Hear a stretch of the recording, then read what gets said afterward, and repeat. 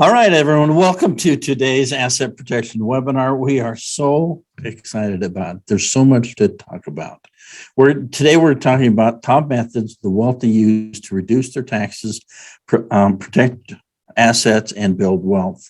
My name is Don Pendleton. There's going to be a lot of people on the call. There's so much excitement right now with everything going on in the economy, with inflation, with the market volatility, with rising taxes.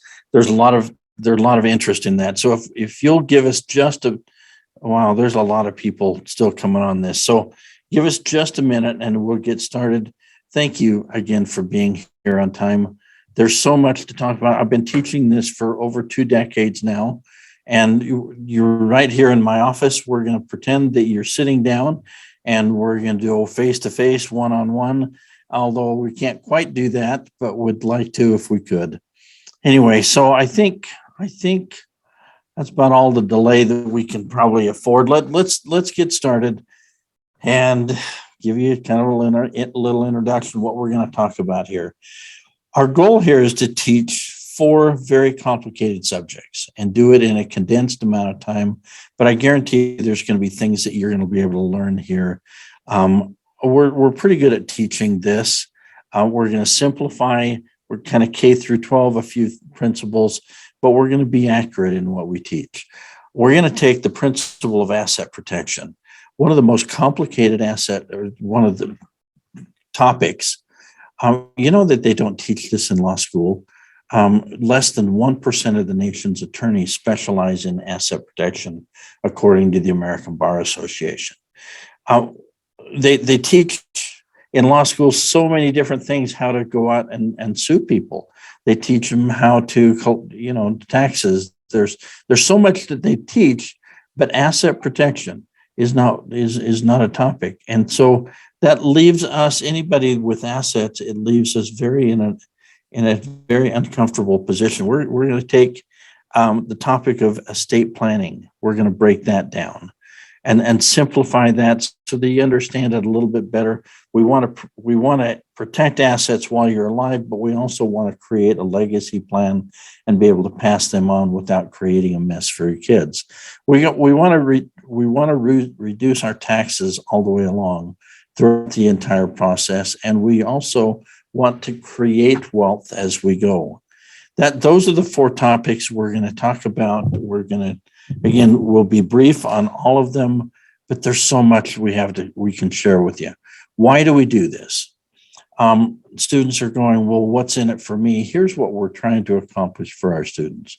We want to help them build and protect wealth in safe environments. We want to create a legacy plan.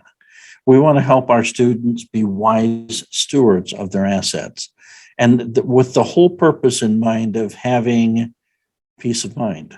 There's tremendous peace that when you get that the business is set up and running correctly, when we get wealth is growing, we're never as wealthy as we want to be, but it's growing and I'm feeling comfortable. I've got a great legacy plan. If something happened to me or my spouse or my significant others, things are going to pass on without creating a mess. That's what we're trying to accomplish for our kids. Most of our lives, we spent our whole life learning offense, how to make money, how to get jobs, how to win at the game. We're going to teach a little bit different strategy. I don't know if you were watching, March Madness, the Kansas. Look at Kansas took off and won the tournament this last time. It was fascinating to watch this, and it wasn't necessarily their offense that won the game. Look at those blocked shots. It was defense. If you were watching the Super Bowl a couple of years ago, the Buccaneers took one of the best quarterbacks in the nation, shut him down, where he didn't score a single touchdown the whole game. And it reminds us again that offense might win games, but defense wins championships. Here, our company is called Protect Wealth Academy. We run the longest running asset protection class anywhere in the nation. This is really where we teach techniques that are used by the ultra net worth, high net worth individuals to create and build and protect wealth. When we teach, these are not wussy little seminars. We're bringing the best of the best, a former senior trial attorney from the IRS, William Danko, co-author of The Millionaire Next Door. No better authority on what creates millionaires. Some of the best law firms in the nation, the best at wealth creation, the best at real estate. Here's what's happening. We bring these all together to teach asset protection. This is sort of what we do. For years, we've sold legal forms, and most of our hotline, the thousands, tens of thousands of calls have been in how do we create a form that will do this. This is sort of what we do. Again, my name is Don Pendleton. I'm not an attorney. I'm not a CPA, but I've trained and taught for years. Attorneys are really good at what they do. They're not always good at explaining things. I've co-authored 5 textbooks on asset protection, how to take these complicated principles and kind of break them down. And again, we're pretty good at Protect Wealth about being able to uncomplicate some things that don't have to be all that complicated. Okay, so before we get started at any tax and legal discussion, there's always going to be a little disclaimer, and that is we can teach general principles. We will be accurate, we will be true, but how they apply to you and your situation might be a discussion for you and your professional. We always encourage that before you dive into something. When you attend our classes, we give you lots of opportunities to ask questions, do one-on-ones. We'll get to that in a minute. If I were to take what I consider to be the major threats to most of our estates, I would break them down as tornadoes. I call them the 4 financial tornadoes. If you've ever been through a tornado or know much about it, you know that they can be very selective, but when they hit, they're almost always devastating. Here's what I consider to be the 4 financial tornadoes. Income taxes. Income taxes are, you don't really notice. It's in fact, let's just put them all up there. Lawsuits kind of come down, bang you on the head someday. You get served and, oh my gosh, maybe you didn't see that coming. Maybe you did, but it's still a surprise. But income taxes and capital gains, we probably ought to flip the tornado upside down because they just suck the money out of your estate. And if you don't understand the tax game, if you're not willing to play the tax game, you lose a tremendous amount of your wealth in taxes that shouldn't necessarily have to have been paid. Probate and estate taxes is a little bit different because after you paid your taxes your entire life. And I've done everything right, but if we don't set things up correctly, there is an estate plan. Every one of you live in a state with an estate plan, but that's called probate. That's called estate taxes. But probate and estate taxes are 100% optional if you will use the proper tools in a timely fashion. Remember, Jackie Kennedy died with a $93 million estate. It wasn't public records, but she chose to disclose that. You know what she paid in probate? $0. You know what she paid in estate taxes? $0. If we can do that with a $93 million estate, we can take that with almost anybody's estate. If you let us use the proper tools in a timely fashion, we can avoid creating a mess for your kids and losing a quarter, a third, a half of your entire estate to probate and estate taxes. So let's talk about these. If I were sitting down with you one-on-one, I would say what direction you want to go and would spend a few minutes on any direction you want to go. And in this case, where we're doing kind of a webinar, I'm going to hit highlights of each one, and I hope that that's okay and that accomplishes what you're here to accomplish. Let's start with let's start with income taxes. There's 2 principles you need to understand if you're going to reduce your taxes. Number one, there are toll roads and there are free roads all the way through the tax code. I used to think, well, yeah, I lived for a little while back in the 70s in the little state of New Jersey. And they wanted to vote in a toll road through our township. And the promise was that if we if we allow this to go through, we won't have to pay property taxes anymore, because all the people coming from Pennsylvania into Manhattan will pay our property taxes. It's a wonderful thing. Cool. And that what didn't quite work out that way, but that was sort of the promise. And what we could do as locals is we could get a map and we could get to Manhattan just about as fast if we wanted to. What we discovered is the police officers didn't care which road we took as long as we obeyed the laws on the road. The income tax system works exactly the same way. There are lots of ways to get to where we want to go. Some are tax-free, some are taxable, but the IRS doesn't put any blinking red signs saying, come here on the free roads, only on the toll roads. You have to understand that. There's one other principle you have to understand, is that there are two systems of taxation in America. And I used to think, oh yeah, one for the rich, one for the poor. Not really. It's for those who have a business and those who don't. Let me simplify this really quick so that you understand this. Let's say we make $100,000 as a W-2 employee. The very first thing that's going to be taken out would be taxes. Now, if we combine state and federal and maybe some FICA, let's say you're paying 27% taxes. Okay, so that's the first thing that's taken out. Let's say your expenses come in at about $70,000. That gives you a whopping $6,000 to save for retirement. And like, whoop-de-doo. And then that's about what you can put into an IRA. And a lot of people go, well, then it's not worth it to save for retirement. But let's look at the other set of tax codes, and that is for those who have a business. Let's say a business makes $100,000 of income and still has $70,000 worth of expenses. You're not being taxed on the gross income. Businesses aren't. They're taxed on the net income. So after the expenses, instead of being taxed at $100,000, they're being taxed at $30,000. In most cases, that would be at a lower tax bracket across the board, which gives you a whole bunch more to save for retirement. If I could be saving $23,000 year after year after year after year, do you see the difference that could make in retirement and building wealth? So summarize this real quick. If I don't have a business, I'm going to earn it, I'm going to pay the taxes, and then I get to spend whatever's left over. If I had a business, I could earn it, spend it, and then pay taxes.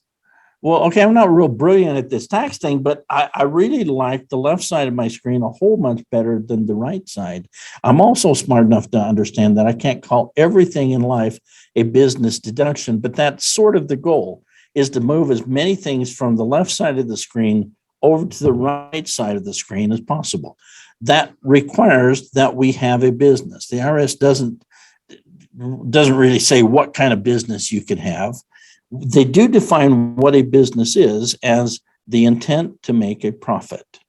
So if we have something that we have the intent to make a profit, we could claim that as a business, whether it's set up as a corporation, LLC, limited partnership, how it's taxed. We can get into that a little bit later, but the first way to save money on taxes is to have a business and start shifting expenses over to that. Let me give you a lot of examples. Again, that's our goal, shift from the left side over to the right side. Let me give you example number one. If we had a business, do you know that, and it doesn't matter what kind of business, sole proprietorship, again, S Corp, C Corp, it doesn't matter. If we had a business, you can deduct your insurance premiums. Some of you go, well, my employer is already paying for half of my, okay, but now I have a business on the side. Do you know that the IRS says that you can claim whatever you're paying in insurance premiums? Oh, that's probably the most commonly missed deduction that I see with people that have a business. I didn't know I could claim that. The employers say I'm paying 70%, you're paying 30%. Well, claim that as a deduction because you have a business and the IRS says that you can.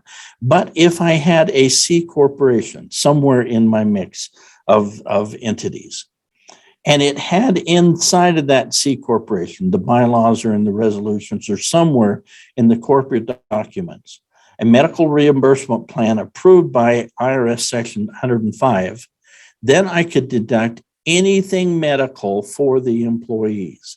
Well, me and my wife might be the only employees of the company, but that means I could now deduct my deductibles, not just the insurance premiums, but the deductibles, the premiums, the co-payments, the prescriptions, the medical equipment, air conditioning. If it was, prescribed for my doctor, that means mileage to and from the doctor, the dentist, the chiropractor. Could that be me and my dependents? Yes, it can. Wow, I can't discriminate if I have lots of employees, but on small, not publicly traded company, but just small independent companies, I'll tell you what, this can be a lifesaver when it comes to small businesses. Oh, great tax deductions. And it's right there in the IRS code. Now, some of you, maybe it doesn't make sense to have a C corporation somewhere in your mix, but at least be looking at health savings plans. Here's the current limitations, and I know those limitations change every year, but that's not the importance. My wife and I are over 50, so that means we could right now be putting in $8,300 in addition to what we put into retirement accounts. And here's what the IRS, here's the toll road, the free road that they're not telling you. Do you know that you could take these plans and self-direct them? If it's with the right custodian, it could be investing in real estate, in tax liens, and tax deeds, and stocks and bonds. You don't have to rely on the 0.25% interest that your current administrator is giving you. Are you kidding? We could do real estate deals. There's so much you can do if you could learn to self-direct these plans. And if you don't use it every year, then it rolls over to the next year. What a lot of our students don't understand is that this is a triple tax-free environment. Let me explain what that means. A traditional IRA, you remember you pay the taxes going in, but then you have tax-free growth. You buy and sell, buy and sell, buy and sell, buy and sell. Wait. I said that wrong. Yeah. Traditional, you get a tax deduction going in, but you pay taxes when it comes out. Sorry, I missed. So tax deductible contribution for contributing, but then you have to pay taxes not on the seed, but on the harvest. Now, Roths are just completely backwards. On that one, you pay the taxes first, but then you have tax-free growth. And when you pull it out, there's no taxes. But a medical reimbursement, a triple tax-free HSA plan is I get a deduction for the contribution. I get tax-free growth. And someday when I'm using it, if I'm pulling it out for medical expenses, then it is totally tax-free. It is a triple tax-free environment. There's a certain point where after I reach a certain age, then I can start pulling it out for non-medical reasons. There's so many things that you can do, especially learning to self-direct them. Okay, and another little ninja strategy. A lot of you are not taking full advantage of the standard mileage rates. If we have a business, take advantage of this. And again, those rates will change, and I don't care what the pennies are. That's irrelevant. If you're not keeping a mileage log for your business, you do something. Take a little stack of $1 bills, set it on the console next time you go for a drive. You're in the real estate business. You're going to look at a house. It's only 10 miles down the road, but that's okay. Every 2 miles, take a $1 bill, roll down the window, and toss it out. And after $3 bills, you will have cured yourself, because that's about what it takes to go to Staples or Office Max and buy a little mileage log. Now, if you're too darn cheap for that, then get a free app that does it. It's a little GPS thing that says it's this personal or business. You hit business, it calculates it for you. Are you kidding me? This is the IRS is giving you this deduction. We'll take advantage of that. A lot of us are, when we go to our account, I understand what the tax code says about cell phones. And what it says is you kind of have to keep a little log of, is this personal or business? And if it's 72% business, then no. I know what the tax code says, but here's what the revenue ruling says. Here's how the court interprets the code. And your accountants are missing this a lot. They say in 2007, if a business requires you to have a cell phone, and frankly, I don't know any business anymore that doesn't require you to have a cell phone, but then you can deduct the entire cell phone and the cell phone bills and everything related to that without the requirement for record keeping. Oh my gosh, write down that notice, give that to your accountant if you're not deducting your cell phone out of your business. Would that same principle apply to the internet? I believe that it does. A lot of you aren't deducting a home office expense. So all that means is in my 3,000 square foot home, whatever, this right here, this space from here to here, this is exclusively used for business.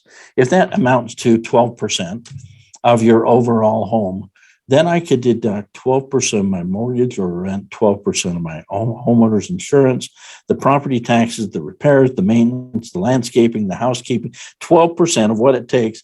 That's a deduction for your business. Are you kidding? Why would we not take that if the IRS says that you can?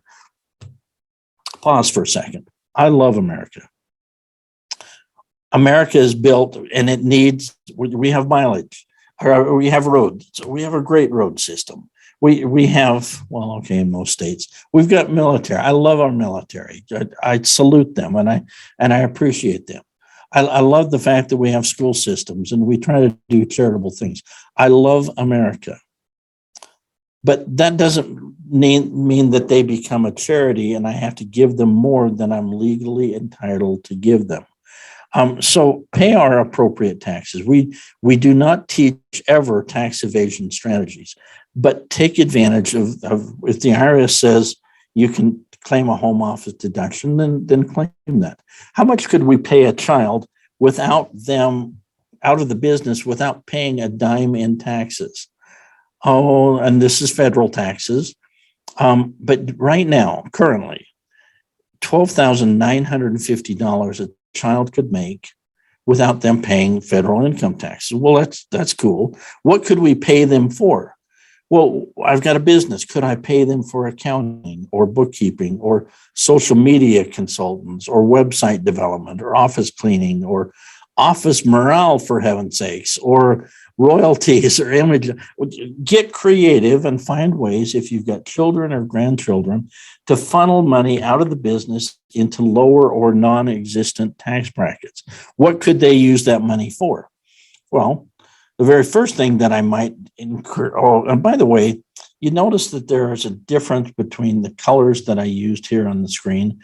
The $12,950 is for active income, and there's a different rule for passive income. That's much lower, but try to pay them as much as we can.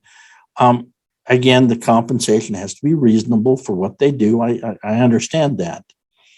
But it's a great tax deduction that the wealthy use all the time. And it's right there in the IRS tax code, so take advantage of it. What could the money be used for? If I were paying a child, let's say a 16-year-old, the very first thing that I would do is I would contribute to a Roth IRA. Roth IRA, why? Again, a triple tax-free environment. There were no taxes going in because no taxes were due. Okay, well, that's good. The tax-free growth, I can buy and sell. There's no capital gains inside of that. Okay, and then when they pull the money out, if they use it for first-time home buyer, they could use it for that. They use it for college education, and it gives you hopefully a lot better interest rates than what your 529 plans or your Coverdales will cover, because you're self-directing, you're using this. And when they use it for emergency medical, if not, it stays in for retirement. We had a little gal a few years ago, 4 years ago, back on our stage in Orlando, we were teaching. And we said, little Maggie, 8-year-old, Maggie, what's in your Roth IRA? And she says, well, I've got 2 residential rental properties and I've got a commercial property. And let's see, when we're doing hard money loans, I don't know what that is, but mom does. And she went through and listed several of the assets that are in her Roth IRA. Are you kidding? Her mom is a savvy real estate investor and is investing the money for her. Can you imagine that discussion at the lunch table in second grade? Well, what's in your Roth IRA? These are great tools that the wealthy use all the time. Now, beyond that Roth IRA, could you, birthday presents, let's be clear, are not tax deductible. But if it came from tax-free money, we used their ATM card. And by the way, who controls mom's or the kids' ATM card? It's the parents, and specifically it's usually mom. But when that money for their school clothes comes out of their account, the kids tend to pick up their school clothes better. And we're starting to teach our kids financial independence. If they had to pay for their own soccer lessons or piano lessons, they tend to practice a little bit harder and a little bit with they're more involved, and we're teaching them financial independence because our school system does a lousy job at teaching this. We need to teach that as parents and grandparents. All right. So some of you right now are thinking, well, I've got a really stupid accountant. No. Your accountants are wonderful. We appreciate them. Your CPAs are wonderful, but you're giving them the wrong information because you're looking at these as personal expenses. I'm looking at them as business expenses. Ladies, if you have a purse, if we were teaching a live event, I'd say to hold it up and okay, would a cell phone fit in that? Okay, no. Would a tablet fit in this, or a small computer? And some of you have purses that a whole tower would fit in. My wife doesn't own a single purse. My wife owns a lot of computer bags. Computer bags, did you know, are tax deductible. Purses are not. See, how you see the expense determines whether it's tax deductible or not. Is this a business trip or is this a vacation? Is this a large monitor for your computer or is it a big screen TV to watch the Super Bowl? Is this a guard dog or is this a puppy? One is tax deductible, one is not. I'm being a little flippant, but I hope you're seeing the principle. Is this a business meal? You and your spouse, you and your partner go out to dinner. Are you there to discuss business or are you not? Mileage, vehicles, they're tax deductible. They could be if you look at it and if it's going to be exclusively used for business. I understand the rules, but we need to expand our mind and start looking at things. How you see the expense will determine what little line your accountant's going to put that expense on. Do you see what we're trying to accomplish? Clothing. Is clothing tax deductible? Generally not, unless it has it has a logo and it's an advertising expense, unless it's so incredibly ugly you couldn't ever use it for streetwear. If it's a replacement, sometimes I've spilled water on myself, or I'll tell you, I've ruined more dress shirts and more ties at business meetings than you can possibly imagine. I'm just kind of a pig when I eat. Sorry, but you know what? It's a replacement cost. The IRS says I can deduct that if I was engaged in business activities. If you're in travel status, you're away from home. Did you know that dry cleaning is tax deductible? If you're at home, it's not. Most of you are not saving enough money for retirement account or in your retirement accounts. And a lot of you are going, well, there's only so much. I can only put $6,000 in, $7,000 if I'm over 50, whoop-de-doo. Those things add up. And sometimes those limitations are limiting. But do you remember a few years ago, I think it was Mitt Romney was running for president. He explained that he had a Roth IRA with several $100 million in it. It's not that he can contribute more. It was that the growth was incredible inside of it. He knew how to invest. What was happening, but he was still limited. So even when your limitations are small, but if we had a business, do you know that those limitations change? Simple plans and SEP plans and 401k plans, and all of a sudden $61,000. Now, all of these four plans you see here, IRA, simple SEPs, 401k, those are what's called a defined contribution plan. Do you know that there's a little free road that nobody really talks about that's called a defined benefit plan? This is working backwards, that this says, you know what, you're 58 years old, you haven't earned enough money for retirement, therefore we're going to allow make up contributions to allow you to get to your goals a little bit faster. I helped a lady here a year or so ago put $300,000. It was an expense to her company. Company didn't have to pay taxes. That was an expense. It is tax-free to her until she pulls the money out. Are you kidding me? There's so many plans out there. Those are the major ones that I've listed here between defined contributions and defined benefit plans. I'm telling you, most people are not saving enough money for retirement. You're not using tax-free environments. I'll come back to that just a little bit later. Employee benefits. If we've got a business, look at what large businesses can deduct. Could a small business that's structured properly deduct the exact same things? And look at a group life insurance policy. You know how many people you have to have in a group to have a group policy? 2. My spouse and I qualify for a group plan. It's tax deductible. Are you kidding me? There's so many opportunities. We're going to spend, when we teach a 3-day asset protection summit, which we teach often, we will teach, and we're bringing the best of the best to teach tax structure, tax opportunities.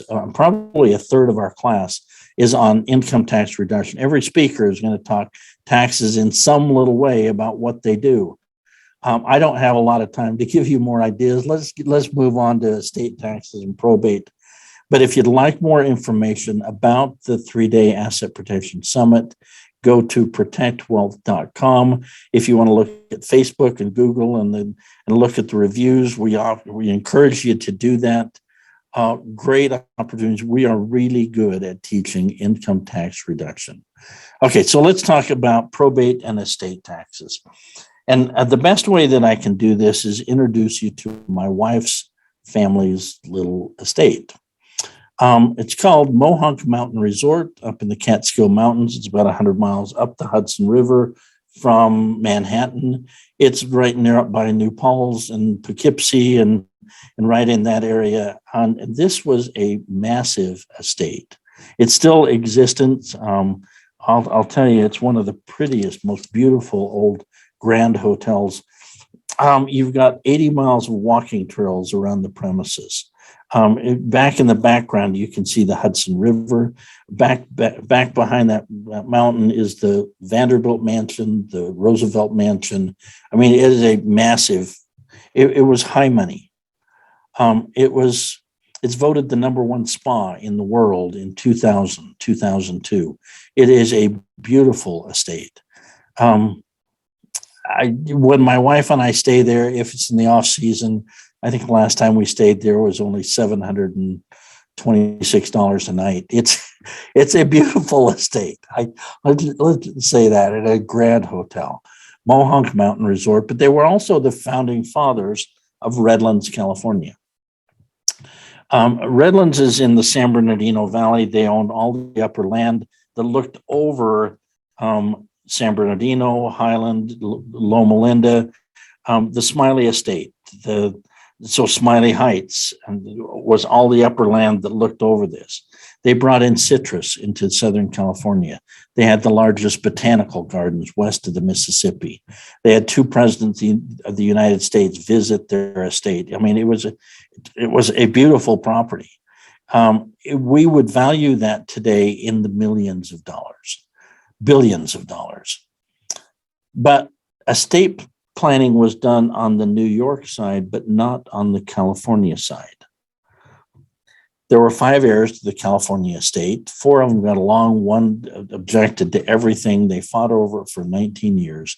And the end, when it was finally settled, each of the heirs received a check for a little over $5,000, and the estate was gone. And my wife remembers her great-grandmother, but she grew up in abject poverty, living on food stamps, parents divorced. It was a mess.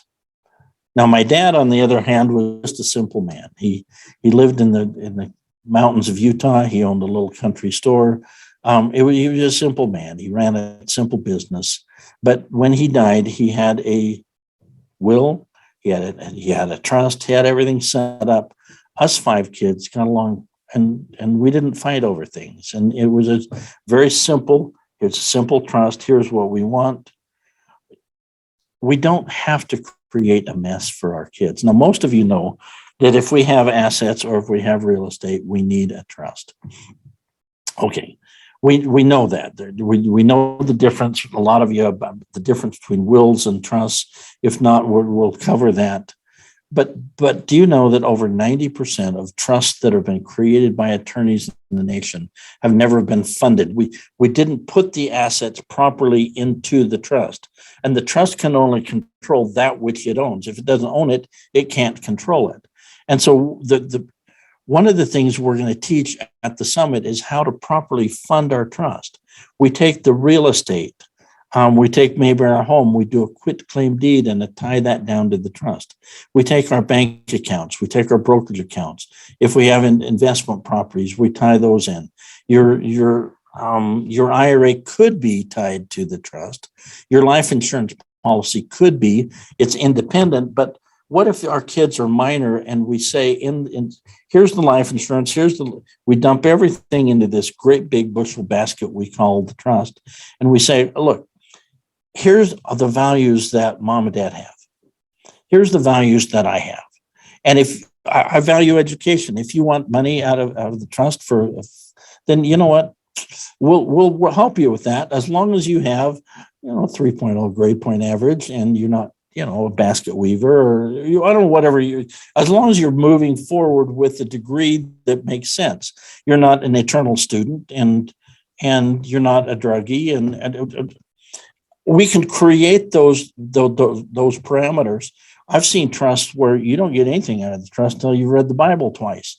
Oh, I don't care what your values are. You can create those values inside of the trust, and we say, here's the distribution that we're going to do. Now, most people kind of get this, at least on the perimeter. They might miss how to do it, and we can help you with that. But here's where most of our students miss, and what their accountants, their attorneys are not teaching them. We have to take the businesses that you have, limited partnerships, LLCs, corporations. We take those and we tie those down to the trust. I remember a couple of years ago helping a lady, her husband had passed away. He was in a rodeo accident. They had a $4 million business down in Texas. Oh my gosh. Oh, wait a minute. They didn't own the business. He owned it. It was a single member LLC. Well, he's dead. She's got a widow of 38 years old. She's got 4 little kids. Who owns the business? Well, it's going to go through Texas probate. And after 9 to 12 months of Texas probate, it may not be worth $4 million anymore. We always take your rights and interests. You have rights of a corporation, and we tie that down to the trust. We maybe don't name you as the shareholder. We maybe make the trust. We do a designation of successor and interest clause that says, upon my death, all my rights and interests in these LLCs get tied down to the trust. And we tie your businesses always down to the trust, not just your home, your bank accounts, your brokerage accounts, but whatever rights and interests you have in businesses. And I see this over and over and over where you have a business, but we haven't tied that down to a succession plan, and those assets, that your interest in those businesses will go through probate unless there's a better plan. We're going to teach you that, and we're going to spend a couple hours when we teach a 3-day asset protection summit on exactly how to tie everything down to a trust so that we're avoiding probate. What we'd like to do is, if you can, take a minute right now and go type in protectwealth.com/shield. It'll give you information, it'll give you dates about the summit. And as all you'd have to do is select a date and click register now. We would love to see you at a summit where we can teach income tax strategies and estate planning strategies. Let's go on to capital gains. So here we are in tornado number 3. Thank you for sticking with us. We're going to get to lawsuit protection. I know a lot of you, that's the main reason you're on. We're seeing a lot of your comments. Thank you for those. But so we'll get to lawsuit protection in a minute. Capital gains. Whenever we buy and sell something in America, if there's a profit or a loss, most everything, I know there's tax-free things, but most things, the government says, okay, well, there's a tax on that. It's called a capital gain. We buy a vehicle for $5,000 and sell it for $8,000. There's a $3,000 gain. We buy stocks or bonds or real estate or whatever we're buying. We should be claiming those capital gains taxes or paying, or at least declaring those. But again, there are toll roads and there are free roads all over the income tax system, especially as it relates to capital gains taxes. And a lot of you go, well, I don't really see the importance of this. Let me show you this real quick. A little simple illustration. Let's take a dollar bill and double it. We're not doing complicated math. We're just taking a dollar bill, double it, double it, double it. How many times do we have to double it before it becomes $1 million? The correct answer is 20 times. So is it possible in a lifetime? We buy and sell, we buy and sell, we buy and sell. I don't care if you're in real estate, you're in the stock market, you're in pork bellies, whatever you're doing. You're buying and selling, and you're investing. You're trying to build wealth. You're trying to do things right. But this shows a tax-free environment. What if we were paying taxes along the way?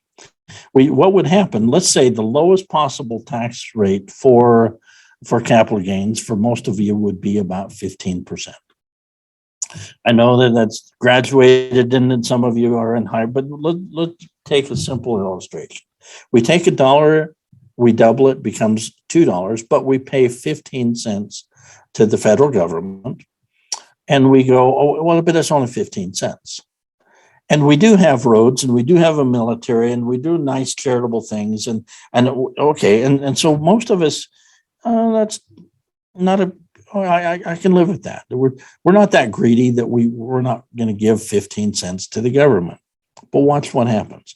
We double it again, the $1.85, and we take out 15 cents. And now we have $3.42 instead of $4. I'm okay with that. But then we play the numbers. And again, this isn't funny math. We're taking a dollar, we're taking an amount, we're doubling it, we're taking out 15 cents. We're buying and selling, we're flipping houses, we're investing in the stock market. What you'll notice is that after 20 trades, instead of having $1 million, you've got $220,000. The long-term effect of you paying capital gains along the way is you never accumulated significant wealth because you didn't have enough money working for you. Now are you mad about paying capital gains taxes? We ought to be. We ought to be screaming mad. We ought to be going, we ought to learn maybe a different way of doing it. But the problem here, and I don't know if you see it or not, but most of you live in a state with an additional capital gains tax. For instance, let's say I lived in Pennsylvania.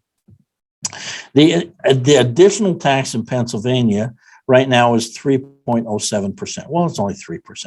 Okay, but instead of having the same amount of, I buy, sell, I did all the work, but instead of having $1 million, I only have 154,000.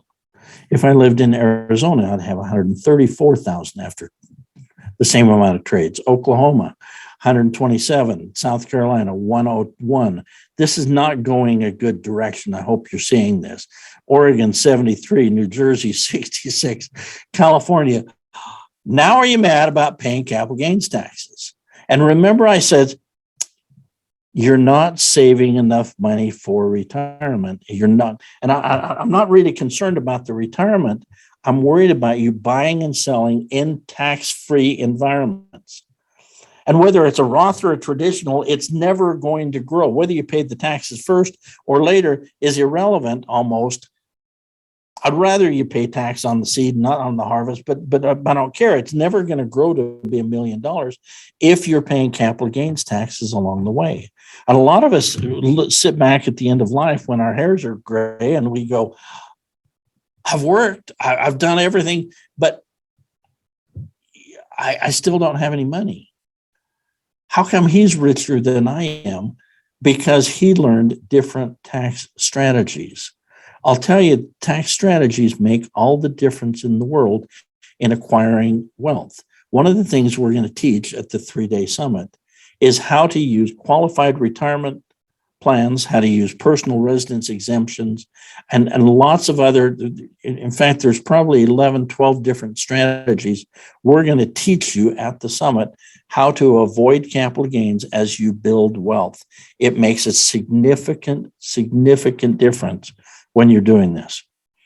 All right. You know what? I was going to play a little video. We're a little short on time, so I'm not really going to do that. Let's just let me invite you one more time to go to protectwealth.com/shield.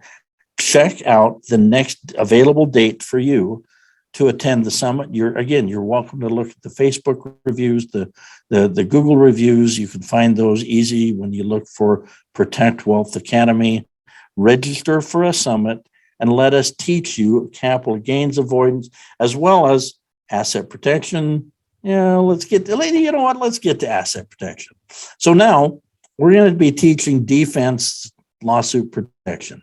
Again, we're the oldest, longest running asset protection class anywhere in the nation. We've taught tens of thousands of students, business owners, real estate investors, professionals, a lot of medical professionals. Okay, this is what we do. And asset protection, as I mentioned, is not always an easy subject. Sometimes it's a very complicated subject. Well, one of the most common questions we get on our asset protection hotline is people say, well, okay, I'm a real estate investor. What's the best legal strategy for me? How do I structure my business? And my answer is going to always be, it depends. And I'm not trying to be coy. I'm not trying to be funny, but let me tell you what it depends on. In fact, I'm going to say, do you want to flip or do you want to hold?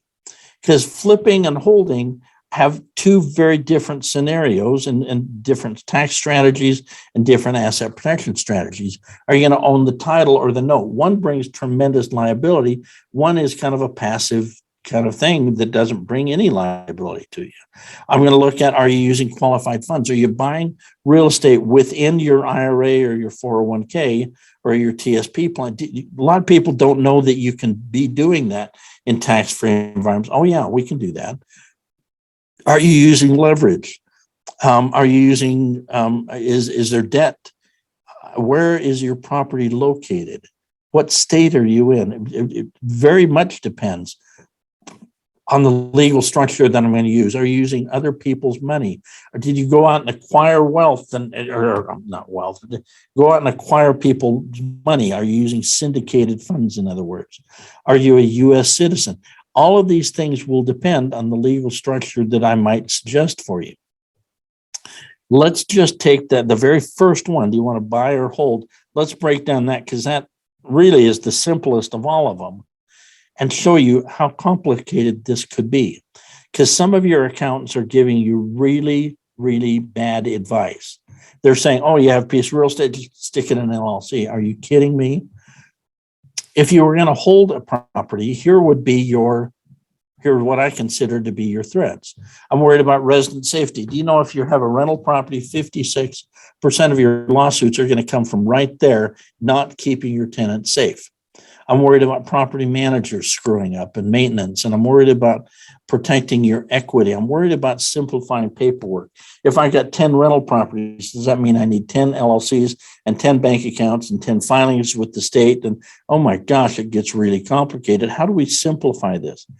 Most of you, if there's a mortgage, there's going to be a due on sale paragraph in your mortgage that says, if you transfer this out of your name, you did that, you put it in your name to get financing. But if you transfer it out, which means into an LLC, we're going to call the loan due. How do we get around that? I'm worried about depreciation.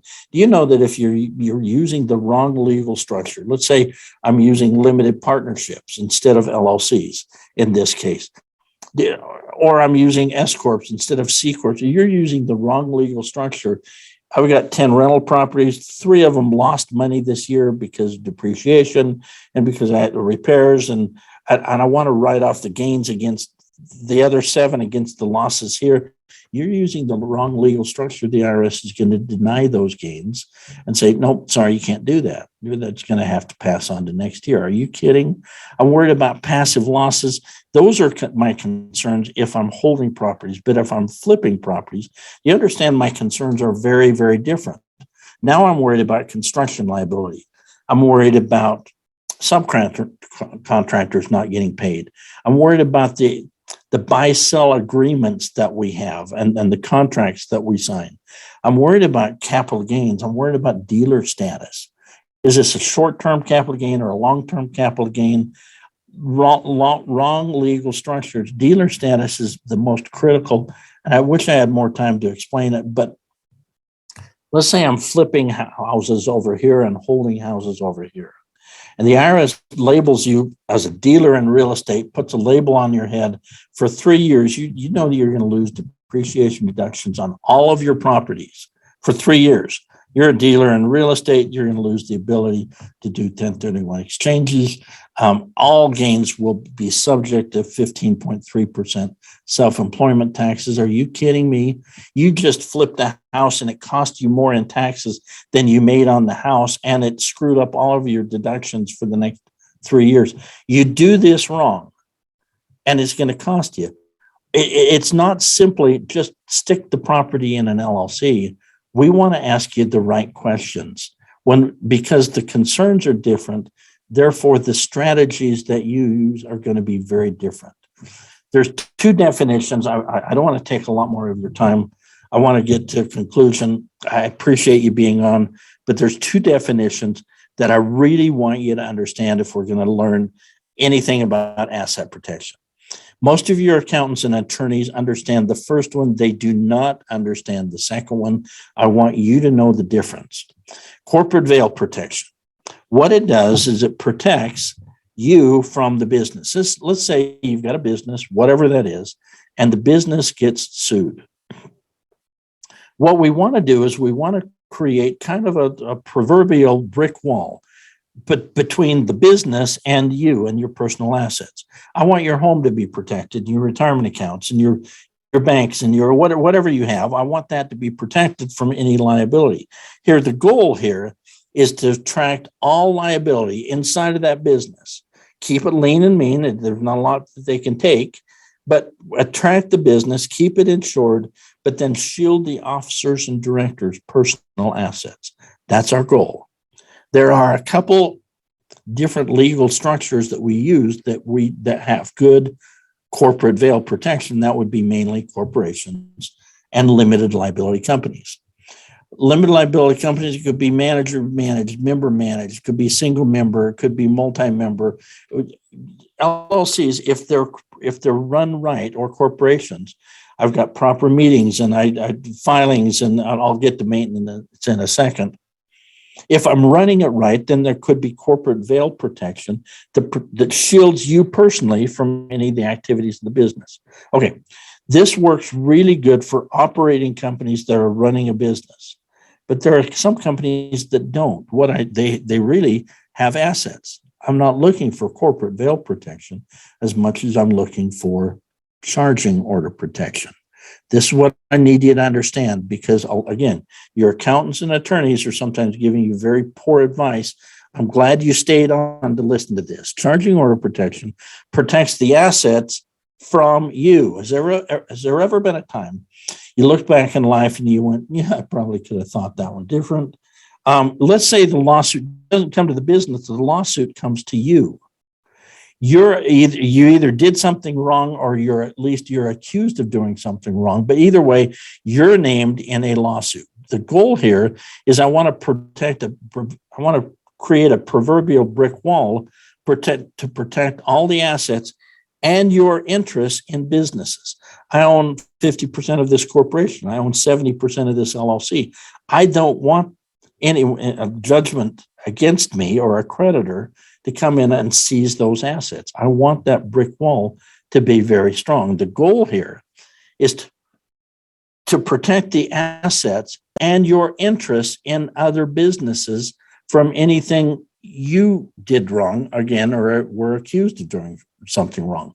If there's a creditor claim, or if there's a lawsuit that you're named in this, I want the assets shielded from that. There's ways to legally do that.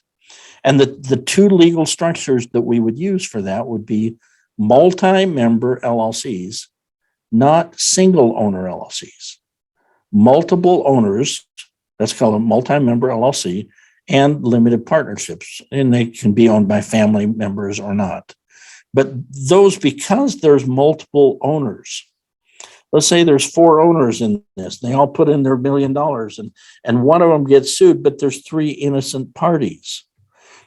Do you know that right now in 44 states, single member LLCs do not give you charging order protection, or at least there's no state statutes that says we give charging order. Some of the states like Florida, where they say specifically, we do not give charging order protection to single member LLCs.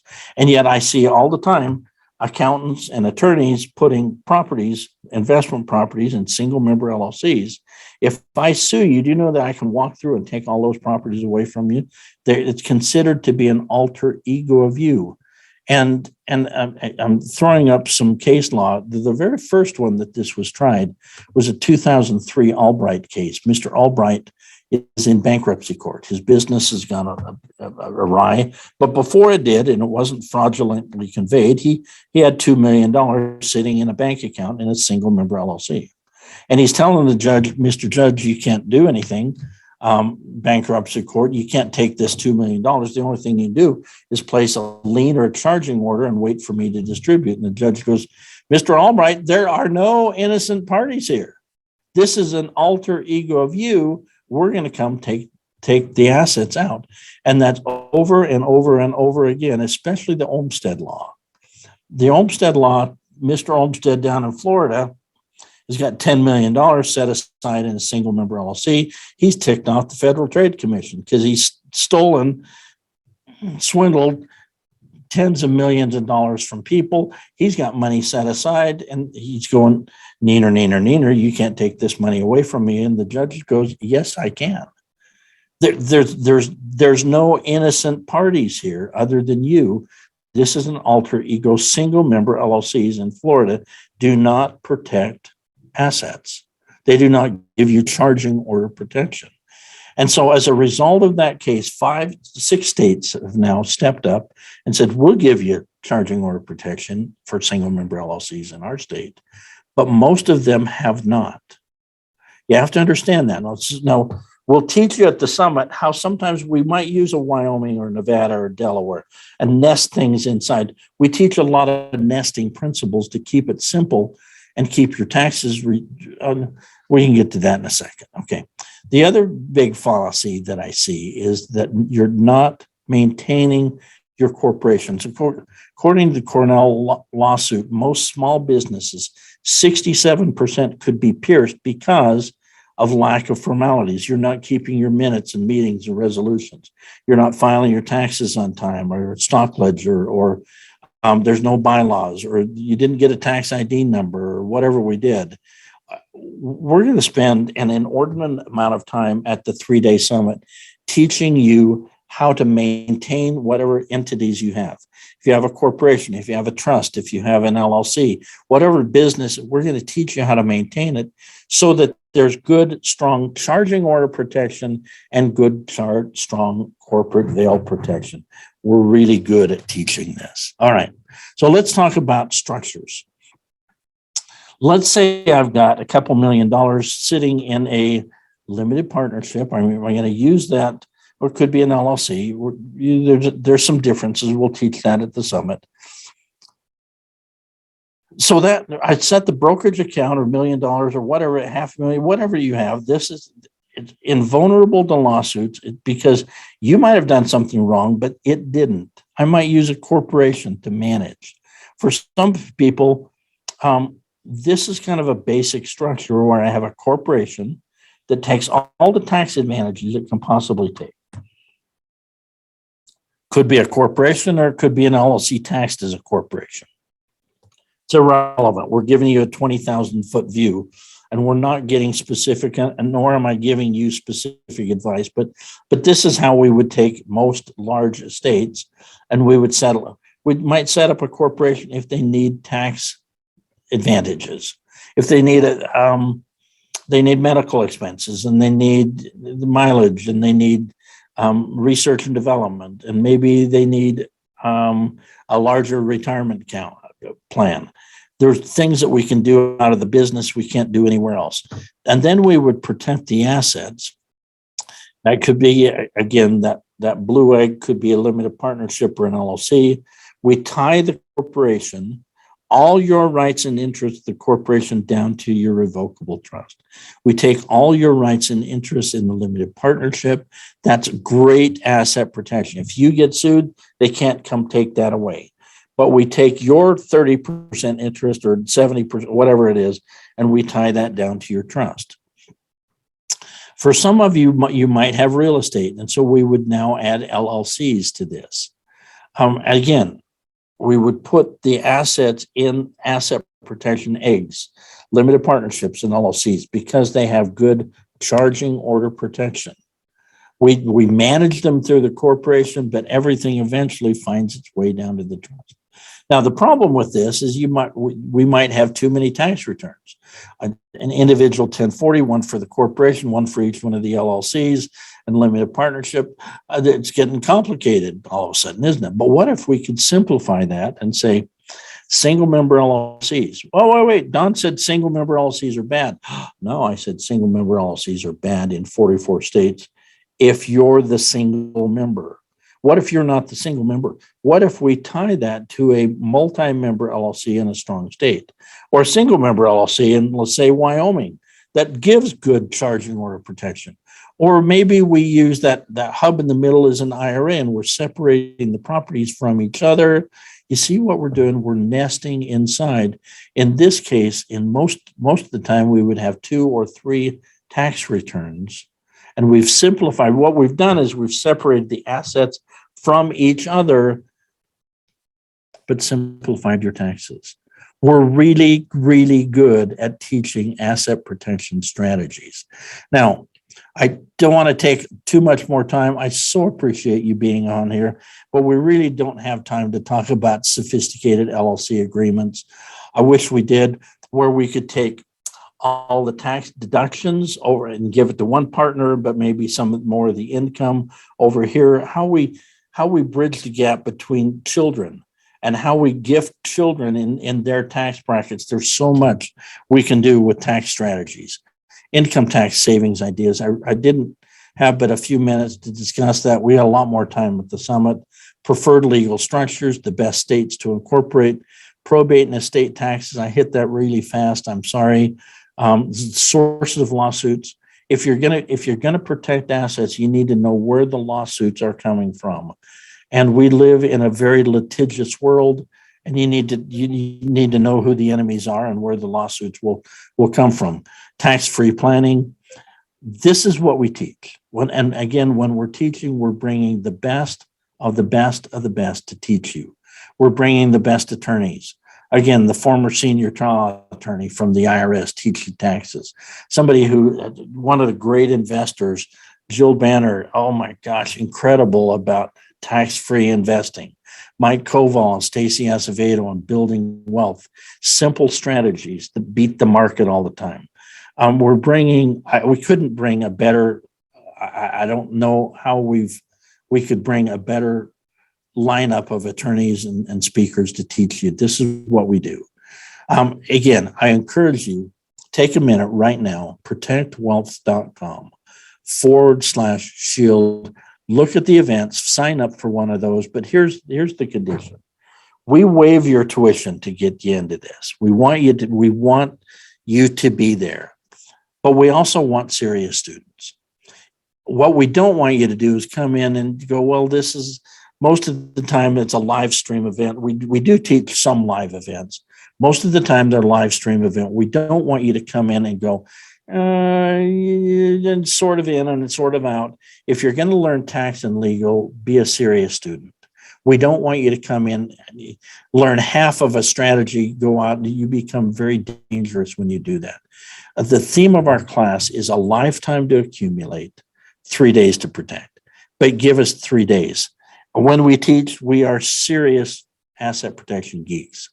This is, if you're a CPA or an attorney, you'll generally get continuing education credit. It's that good. But it's really designed for the average business owner, the average person that's just trying to save money on taxes and protect what they have. But that agenda is available on the website. Again, go to protectwealth.com/shield, sign up for this class. We can't make it easier for you. We are Protect Wealth Academy. This is what we do. We teach tax, legal, estate planning. We help you develop the peace of mind in knowing that your estate is set up correctly. We would love to have you attend one of our classes. Thank you for attending this webinar. I hope this has been helpful and you learned some good things about asset protection. Thank you for being here, and we will see you at one of our summits. Bye-bye.